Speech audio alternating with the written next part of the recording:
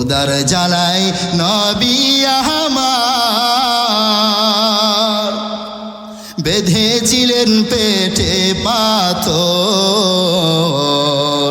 কাতর হয়ে মাঝে মাঝে পড়ে যায় জমিনে, কাতর হয়ে মাঝে মাঝে পড়ে যেতেন জমিনে। নবী বিনে কে তরাবে ফুলসিরাত মিজানে, চলো চলো চলো মুমিন চলো নবীর সন্ধানে, নবী বিনে কে তরাবে ফুলসিরাত মিজানে। कौनाइन का मुख्तार खुदा तुमको बनाया, कौनाइन का मुख्तार खुदा तुमको बनाया, उम्मत की नगहबान खुदा तुमको बनाया, उम्मत की नगहबान खुदा तुमको बनाया। रुखसार से बरका का जरा पर्दा उठा दो, रुखसार से बरका का जरा पर्दा उठा दो, लिल्लाहि मुझे हुस्न खुदा दाद दिखा दो, लिल्लाहि मुझे हुस्न खुदा दाद दिखा दो। ओ হবিগঞ্জের মুসলমান একটু খেয়াল করে শুনেন, এই সময়ের ভিতরে কি বুঝলেন? আল্লাহর নবী যে বললেন ইন্নাল্লাহা ফাদ্দালানি আলাল আম্বিয়া, সমস্ত নবী রাসূলদের মধ্য থেকে আল্লাহ পাক আমি মুহাম্মদুর রাসূলুল্লাহকে শ্রেষ্ঠত্ব দান করেছেন, ঠিক না বেঠিক? সব নবীদের উপরে আমার নবীর শান, সব নবী রাসূলদের উপরে আমি আমার নবীর মান, সব নবী রাসূলদের উপরে আমার নবীর মর্যাদা, ঠিক না বেঠিক? এজন্য আমার পয়গম্বরের শান অন্যান্য নবী রাসূলদের মধ্য থেকে কম না বেশি? আমরা জানি আমার পয়গম্বরের জিন্দেগিতে যে সমস্ত যুদ্ধ হয়েছিল এর মধ্য থেকে একটা যুদ্ধকে বলা হয় খন্দকের যুদ্ধ, নাম শুনছেন? এই খন্দকের যুদ্ধের ময়দানে আল্লাহ পাক রব্বুল আলামিন আল্লাহ পাকের রাসূল সাল্লাল্লাহু আলাইহি ওয়াসাল্লাম সহ আল্লাহর নবীর সাহাবী এবং তাদের মুসলমানের সংখ্যা ছিল 3000 কয় হাজার, 3000 কয় হাজার, আর বেঈমানের গোষ্ঠীর সংখ্যা ছিল 10,000। বেশি কোনটা? বেশি কোনটা? কই 10,000 আর কই 3000? কোথায় আসমান আর কোথায় আকাশ পাতাল, ঠিক না বেঠিক? আমার পয়গম্বর খন্দকের যুদ্ধে 3000 মুসলমান নিয়ে হাজির। আমার পয়গম্বর পেরেশানগ্রস্ত হয়ে যান, ওই 10 জন বেঈমান, 10,000 বেঈমান, আর কোথায় 3000 সাহাবী? আমি কেমনে কি করব, আমি কেমনে কি করব? বিভিন্নভাবে পরামর্শ করতে লাগলেন। সমস্ত সাহাবায়ে কেরাম পরামর্শ দিলেন। একজন সাহাবী, বৃদ্ধ সাহাবী, নাম হলো সালমান ফারসি রাদিয়াল্লাহু আনহু, তিনি একটা পরামর্শ দিলেন, পয়গম্বর ও আল্লাহর রাসূল, আমার একটা পরামর্শ হলো মদিনার চতুর্দিক থেকে আপনি খাল খনন করবেন, পরিখা খনন করবেন, আর বেঈমানগুলো আমাদের উপরে যখন আক্রমণ করতে আসবে তখন এই বেঈমানগুলো এই খালের মধ্যে পড়ে যাবে, এই সুযোগে আমরা তাদেরকে জাহান্নামে পাঠিয়ে দিব। আমার পয়গম্বর এই সাহাবীর কথাটা পছন্দ করিয়া অন্যান্য সাহাবায়ে কেরামকে অর্ডার দিয়া দিলেন, ও সাহাবায়ে কেরাম, ও আমার প্রাণের সাহাবায়ে কেরাম, কাজে লেগে যাও। নবীজিও কাজ করলেন, সাহাবায়ে কেরামও কাজ করলেন। একটু মনোযোগ দিয়ে শোনার চেষ্টা করেন, আমি সংক্ষেপে বলার চেষ্টা করতেছি। ও যুবক, শুনলেই বুঝবেন আমার নবীর কত শান, আমার নবীর কত মান, আমার নবীর কত মর্যাদা। আমার নবীজি এবং সাহাবায়ে কেরাম ঠিকমতো খানা খাইতে পারে না, খাল খনন করতেছে, মাটি কাটতেছে, নবীর পেটে খানা নয়, সাহাবায়ে কেরামের পেটেও খানা নয়, নবীর খান পানি নাই, খাবার নয়, সাহাবায়ে কেরামও খানা পায় না, পানি পান করতে পারে না। একেবারে এক একজন সাহাবীর চামড়াটা পেটের চামড়া পিঠের সাথে লেগে গেছে, নবীর পেটের চামড়াটা পিঠের সাথে লেগে গেছে। আহারে, কত কষ্ট করে করে তারা ময়দানে উপস্থিত থাকতেছে, আর কষ্ট করে করে করে করে মাটি কাইটা এই খাল খনন করতেছে। এমত অবস্থায় আল্লাহর নবীর একজন সাহাবী, যার নাম জাবের, ওই জাবের রাদিয়াল্লাহু আনহু সমস্ত সাহাবায়ে কেরামকে পর্যবেক্ষণ করে করে করে করে আমার নবী পর্যন্ত যাইতেছে। আর তার মনের উদ্দেশ্য হলো জাবের পেটের মধ্যে একটা পাথর বাঁধছে, সমস্ত সাহাবী একটা পাথর বাঁধছে, আমার নবী দুইটা পাথর বাঁধছে। জাবের নবীর কাছ থেকে একটু অনুমতি নিয়া বাড়িতে যাইয়া একটু পানি পান করবে, একটু খাবার খাইবে, এই জন্য নবীজের কাছে যায়। সমস্ত সাহাবীকে দেখে দেখে আমার নবীর কাছে হাজির। ইয়া রাসূলুল্লাহ, ইয়া হাবিবাল্লাহ, ওগো আল্লাহর নবী হাবিবে কিবরিয়া, আমাকে একটু রুখসত দেওয়া যায়নি, আমাকে একটু ছুটি দেওয়া যায়নি। আমি একটু বাড়িতে যাইয়া আমি একটু পানি পান করব, আমি একটু পানি পান করব, আমি একটু খাবার খায়া আমার জান কুলায় না। ও পয়গম্বর, আপনি তাকায় দেখেন না, আমি জাবের পেটের মধ্যে একটা পাথর বাঁধছি। আমি যে পাথর বাঁধছি বিষয়টা এমন না, শুধু আমি বাদী নাই, আপনার যত আসহাবে খন্দক আছে, খন্দকের যুদ্ধে উপস্থিত আছে, খন্দকের ময়দানে উপস্থিত যত সাহাবী, সমস্ত সাহাবায়ে কেরাম একটা করে করে পাথর কোথায় বাঁধছে? জোরে বলেন, পেটের মধ্যে বাঁধছে। বেঈমানগুলো দেখে যেন বুঝতে পারে যে ওই সাহাবীদের পেট উঁচা দেখা যায়, এর মানে সাহাবায়ে কেরাম পেটের মধ্যে অনেক খাবার আছে, শক্তি আছে, এজন্য তারা পেটের মধ্যে পাথর বাইদা পেট উঁচা রাখছে শক্তিশালী প্রকাশ করার জন্য। আমার নবী মুহাম্মদুর রাসূলুল্লাহ সাকিয়ে কাউসার হাবিবে কিবরিয়া তাকায় দেখে রে জাবের রাদিয়াল্লাহু আনহুর পেটের মধ্যে একটা পাথর নিয়া নবীর কাছে ছুটি চায়, রুখসত চায়, অনুমতি চায়। ডাক দিয়া বলে, রে জাবের, তুমি একটা পাথর বাঁধিয়া আমি রহমতে আলমের কাছে চলে আসছো, আমি যেন তোমাকে ছুটি দেয়, তোমাকে যেন অনুমতি দেয়।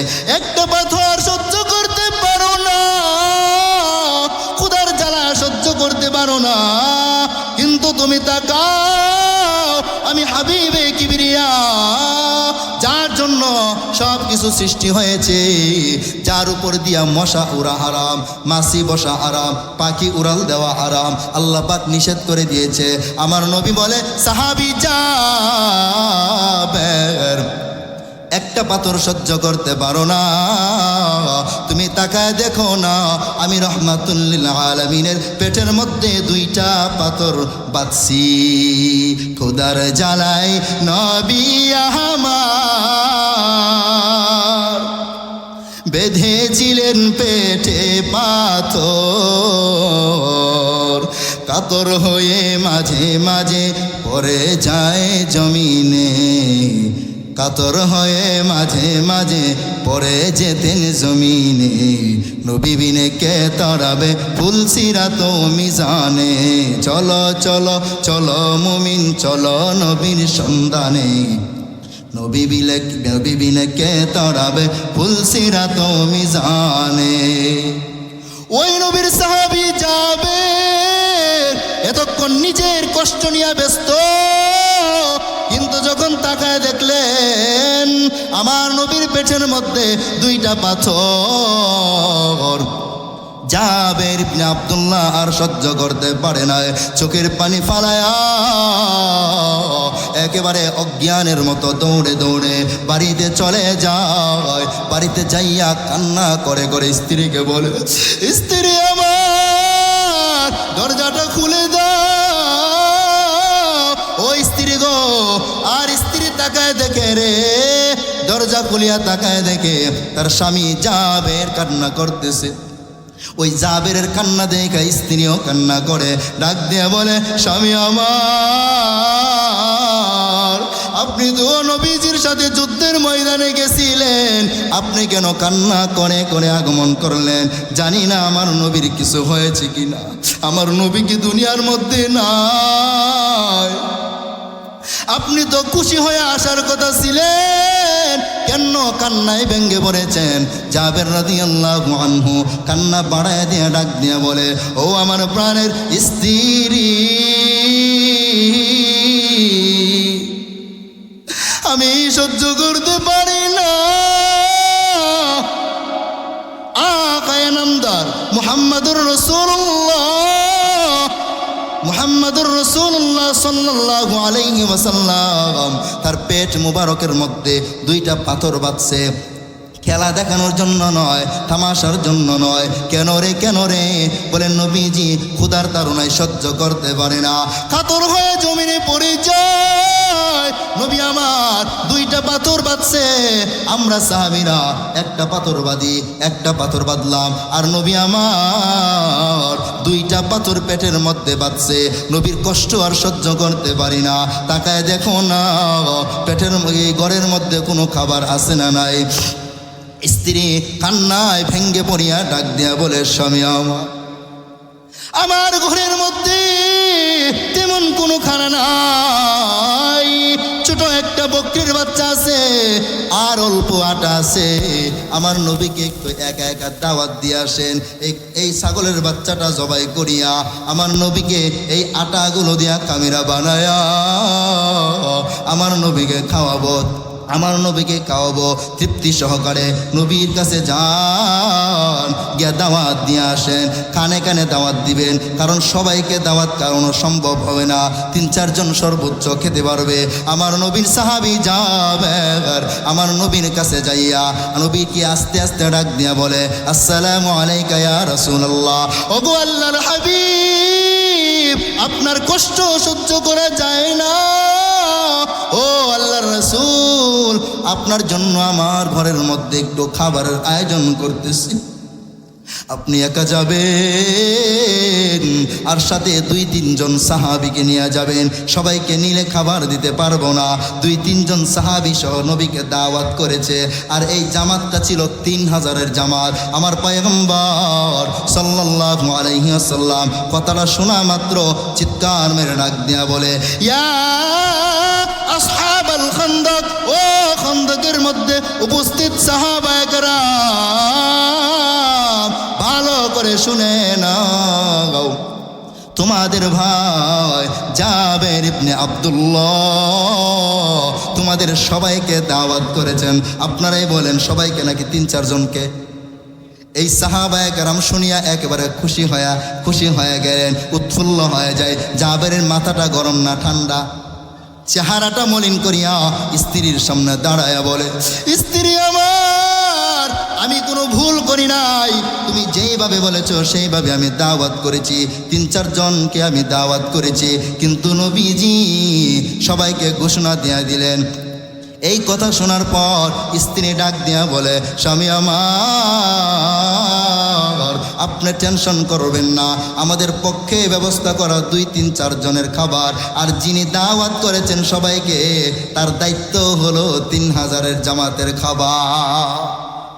নবী আমার সময় যখন হয়ে যায় 3000-এর জামাত নিয়া জাবেরের ঘরে আইসা তাকায় দেখে রে জাবেরের চেহারাটা মলিন। নবী ডাক দিয়ে বলে, টেনশন করবা না ও আমার সাহাবী জাবের, আমি ভালো করে জানি তুমি 2-3 জন 4 জন সাথে নিয়ে আসতে বলেছো, আমি ভালো করে জানি রে, এরপরও কোনো সমস্যা নাই। এই গোশত আমার সামনে দাও, এই খামিরাটা আমার সামনে দাও। নবীর সামনে দেওয়ার পরে সবাই আমার দিকে তাকান। নবী আমার একটু লালা লাগাইয়া দিলেন গোশতের মধ্যে আর রুটির মধ্যে। বরকত শুরু হয়ে গেল। আল্লাহর নবী কইনে যাবেন 3টা রুটি আর গোশত দিয়া সমস্ত সাহাবীদেরকে খাবার পরিবেশন করো। জাবেরের ঘর যেহেতু ছোট, নবী বললেন 10 জন করে ঘরের মধ্যে ঢুকবা। 3000-এর জামাত, নবী সহ 3000-এর জামাত তৃপ্তি সহকারে খানা খাইলেন, গোশত আর রুটি। নবী বললেন, সাহাবী ঢাকটা উঠানো যাবে না, ঢাকনা দিয়া রাখবা, দেখা যাবে না, উঠানো যাবে না।